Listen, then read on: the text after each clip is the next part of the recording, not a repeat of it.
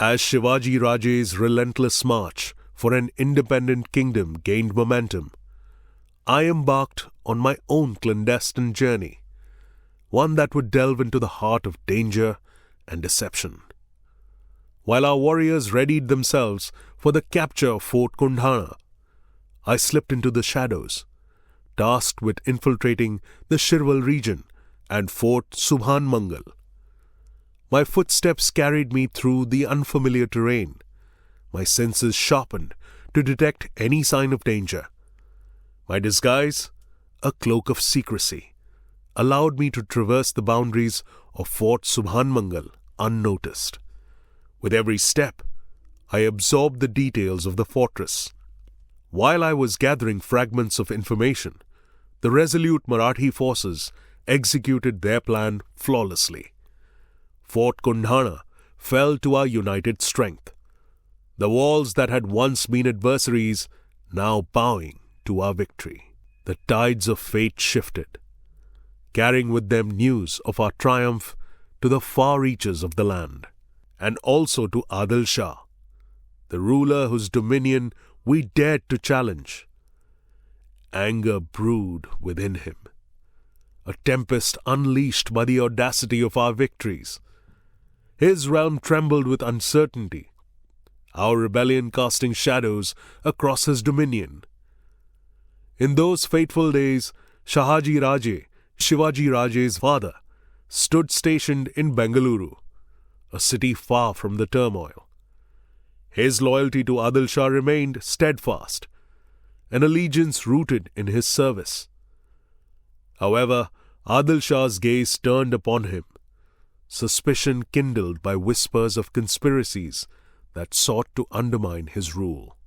Afzal Khan, a notorious officer of Adil Shah, penned a cunning letter, a trap of deceit woven to ensnare Shahaji Raje in a net of suspicion. Adil Shah found himself at a crossroads. Shahaji Raje's influence loomed large, his army a force that Adil Shah dared not openly confront. The flames of rebellion that danced in Maharashtra could ignite further chaos if Shahaji Raje's power remained unchecked. Adil Shah needed a solution, one that would quell the growing storm without endangering his own position. It was Mustafa Khan, Adil Shah's trusted vizier, who whispered the path forward, a covert strategy that would seize Shahaji Raje and cripple Shivaji Raje's resolve. In shadows veiled by secrecy, Mustafa Khan conspired with a select few, orchestrating a scheme that would plunge our world into darkness. As Mustafa Khan approached Shahaji Raje, the veneer of friendship masked his true intentions. Sweet words flowed, gifts exchanged, a facade woven with care. Shahaji Raje, blinded by the illusion of camaraderie, believed in the bonds they shared. But the night of July 25th, 1648, tore away the veil of deceit. A swift and brutal clash erupted, shadows yielding to the gleam of drawn swords. In that hushed night, the web of treachery tightened, and Shahaji Raje was captured. A father was torn from his son. The somber echo of Shahaji Raje's capture reverberated through the walls of Rajgarh, casting a shroud of unease upon our hearts. The knowledge of his father's fate weighed heavily on Shivaji Raje's 18-year-old shoulders, his gaze a reflection of the cruelty wielded by the sultans. The cruel reality of their world was stark and unyielding. In the wake of Shahaji Raje's imprisonment, the sultan's predatory gaze turned upon us once again. Fateh Khan, a pawn in Adil Shah's ruthless game, was unleashed with an army, charged with capturing Shivaji. Meanwhile, here in the Jinji region of Karnataka, Mustafa Khan orchestrated the capture of Shahaji Raje's other son, Sambhaji Raje, along with his family, residents of a distant fort in Bengaluru. The forces of fate were in motion, their current sweeping us into the heart of the storm. Fateh Khan's march towards us was a dire threat, aimed at reclaiming the forts we had so fiercely wrested from the grasp of the Adil Shahi Sultanate. Our fragile kingdom, still in its infancy, faced the precipice of obliteration. The news arrived in succession, a relentless onslaught of fear. Shahaji Raje's imprisonment, the impending threat to Sambhaji, and the encroaching shadow of Fateh Khan's army. A cascade of dread that would have shattered lesser spirits, but not Shivaji's. He was acutely aware that such trials were inevitable on the path to challenging mighty sultanates. He was resolute, knowing that his struggle had just begun. Our determined leader wasted no time in preparing for the impending storm. Fateh Khan settled at Belsar, to the east of Pune. And yet, Shivaji saw a beacon of hope. A tall mountain, crowned with the formidable fortress of Fort Purandar, stood just 13 miles west of Belsar. A strategic retreat to Purandar became a possibility, a tactic to leverage the fort's vantage point against our adversary. But there was an obstacle. The fortress was tended to by the loyal Nāyak family, whose allegiance lay with the Sultanate. Our fate hung in the balance. Shivaji Raje's mind turned to Mahadji Neelkanth Rao Sarnayak, a trusted friend of Shahaji Raje and a devoted caretaker of Purandar. In a moment that would shape our destiny, Mahadji's love for the Bhosle family eclipsed his loyalty to Adil Shah. The fortress that had once stood against us now welcomed us, a haven from which we could defy Fateh Khan's ambitions. Amidst the turmoil, news arrived of Balaji Haibat Rao's conquest of Shirwal and Fort Subhanmangal. Balaji was an officer in Fateh Khan's army. The news was no surprise, yet it reverberated with a profound sense of purpose. We were no longer caught in the grip of fear. We were warriors, ready for battle. Purandar stood strong and steadfast, its walls a symbol of defiance against the Sultanate forces. We rallied, our numbers fewer, but our spirit unbreakable. As Shivaji Raje's rallying cry pierced the air, his warriors answered with fervor, invoking the blessings of Mahadev and Malhar, their voices uniting in unwavering devotion to Bhavani. As preparations unfolded, I found myself entrusted with a task of unparalleled risk, penetrating Fateh Khan's camp at Belsar. The mission was treacherous, a high-stakes endeavor to gather intelligence that would prove decisive in our coming battle. With every step, the weight of responsibility pressed heavily upon my shoulders. In the heart of Shirwal, the clash of swords and the roar of battle played out in a symphony of valor. The echoes of victory resounded as Maratha forces emerged triumphant, reclaiming both Shirwal and Fort Subhanmangal. The victorious procession made its way back to the haven of Purandar, a testament to our unwavering determination. And amidst the jubilation, I returned from Belsar, my mission complete. But the story did not end there. Shivaji Raje, undeterred by his adversary's ego, formulated a daring strategy.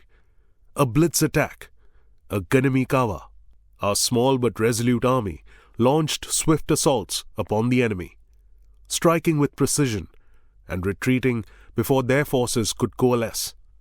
The audacity of our maneuvers left Fateh Khan humiliated, his anger fueling a reckless decision. In a moment of impulse, he ordered an attack on Fort Purandar, seeking to quell the flames of rebellion. The fortress stood fortified. Our ranks were filled not with mercenaries seeking riches or fame, but with warriors driven by a higher purpose, defending their homeland, their visionary young king. The clash of steel and the cries of battle reverberated through the air.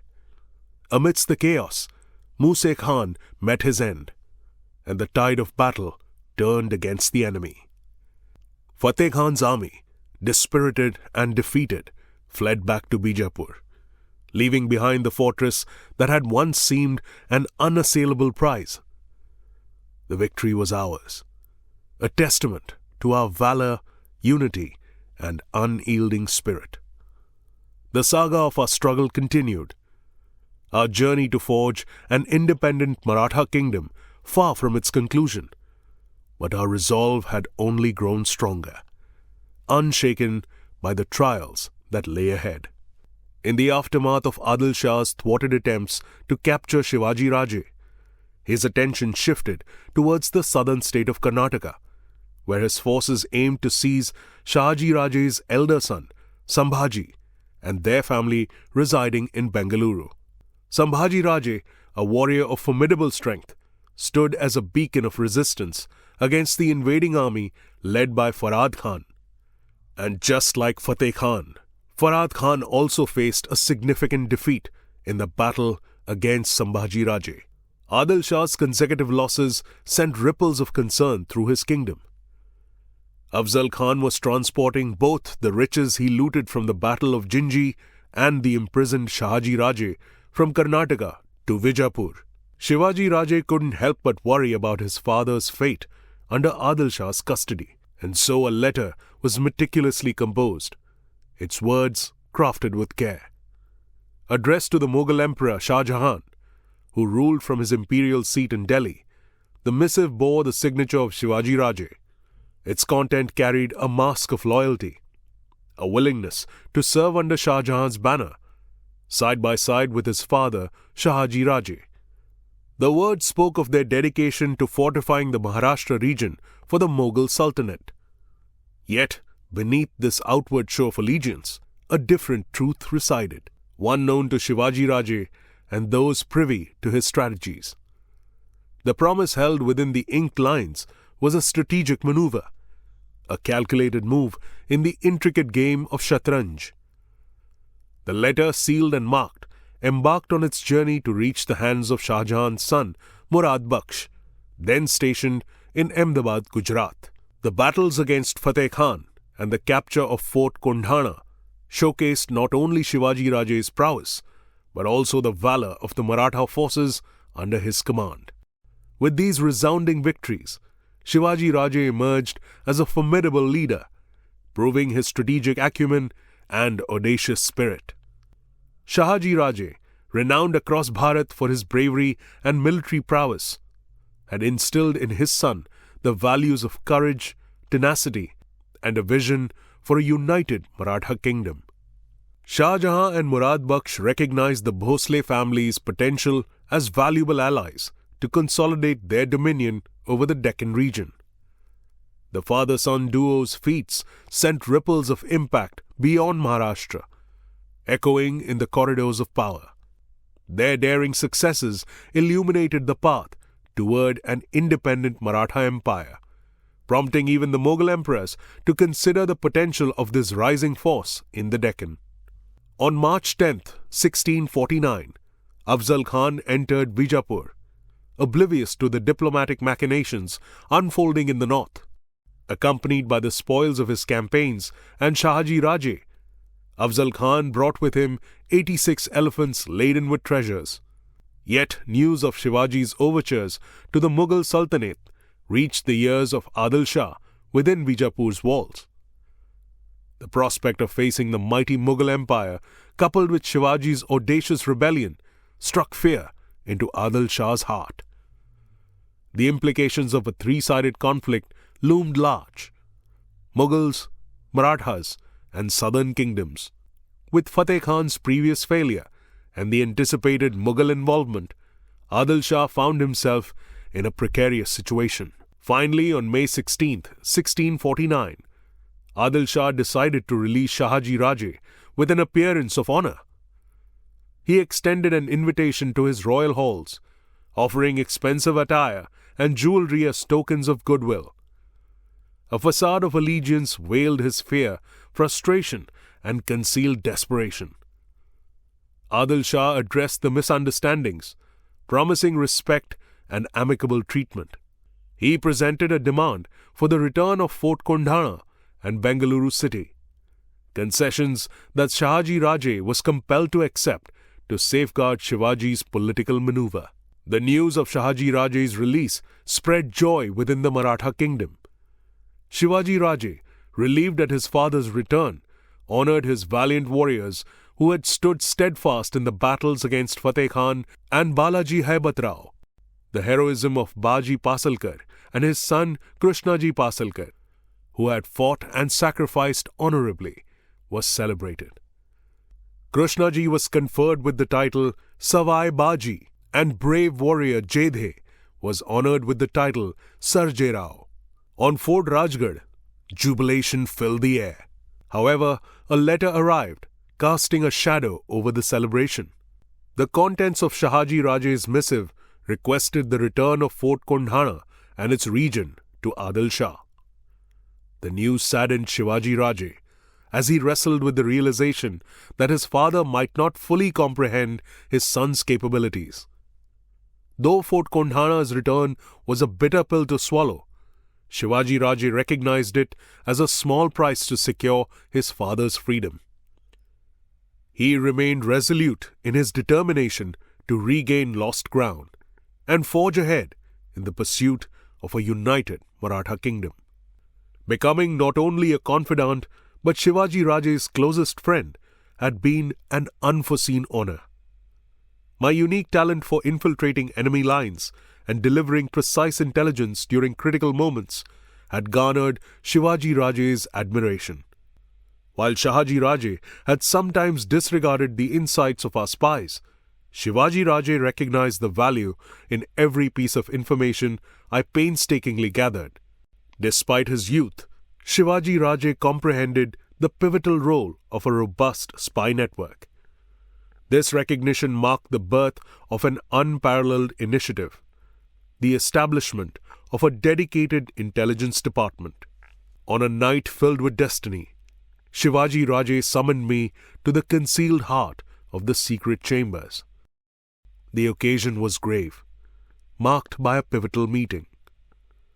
As I entered, the room revealed an unexpected assembly. Mother Lady Jizabai seated beside Shivaji Raje, and notable associates like Kanhoji Jedhe, Madkoji, and Moropant present as well.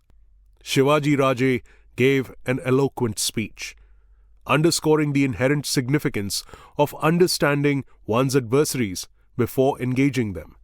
He depicted the challenging road that lay ahead, a path laden with obstacles.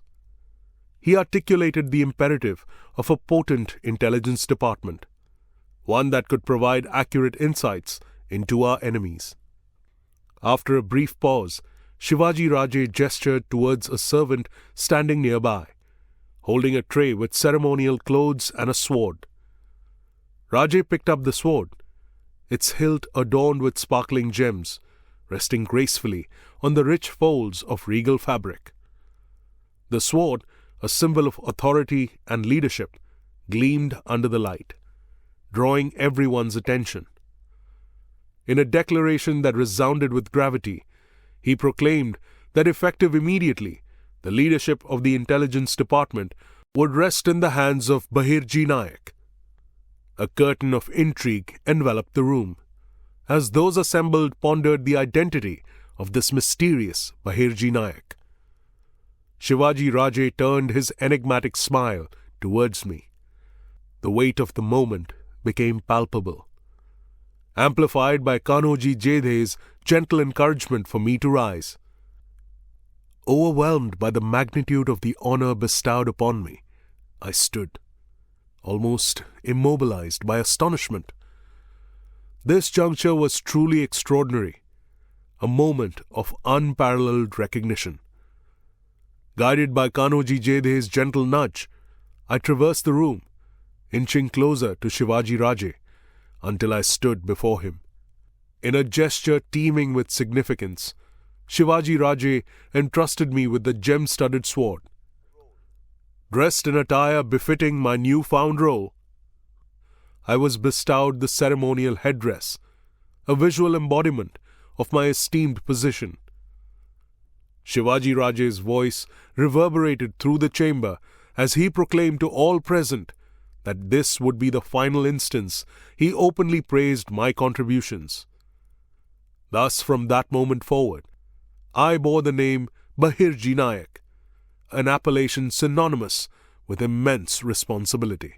The room seemed to reverberate with a symphony of emotions: awe, pride, and a distinct sense of reverence.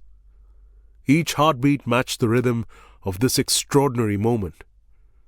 I stood there, absorbing the weight of the occasion, the culmination of loyalty, dedication, and unwavering service.